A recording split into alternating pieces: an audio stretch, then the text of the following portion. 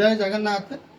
ఇది బూర్జ మండలంలోని ఏకైక జగన్నాథ్ ఆలయము. ఈ ఆలయము పునర్నిర్మాణం జరిగింది. మరియు ప్రతి సంవత్సరం లాగానే ఈ సంవత్సరం కూడా చాలా అద్భుతంగా ఘనంగా రథయాత్ర మహోత్సవాలు జరుగుతున్నాయి. మరి ఈ గ్రామస్తుల సహకారము మరియు ఈ పరిసర గ్రామాల భక్తుల సహకారంతో నూతన రథ నిర్మాణం కూడా సుమారు 30 లక్షల రూపాయలతో నిర్మించడం జరిగింది. మరియు ఇది గుండిచా మందిరము, జగన్నాథ స్వామి వారి గుండిచా మందిరము. ప్రధాన అర్చకుల వారు వీరు సూర్యనారాయణ పూజారి గారు.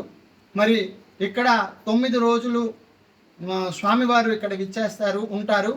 ఇక్కడ ఈ 9 రోజుల్లో భగవంతును ప్రతిరోజు 10 అవతారాలు కూడా ప్రతిరోజు కూడా దర్శనం అవుతుంది.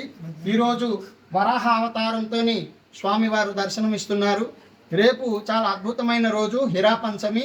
మరియు హిరాపంచమి రోజున మా స్వామివారు నరసింహస్వామి అవతారంతో భక్తులందరికీ కూడా దర్శనం ఇవ్వబోతున్నారు.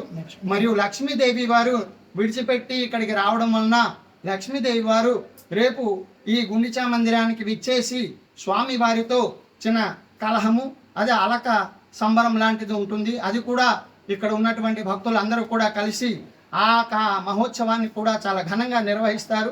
ఇక్కడ హరినామ సంకీర్తనతో భక్తులందరూ కూడా ఈ కార్యక్రమాన్ని ప్రతి సంవత్సరం కూడా చాలా చక్కగా నిర్వహిస్తున్నారు. అందరి సహకారంతో చాలా చక్కగా నిర్వహించబడుతుంది.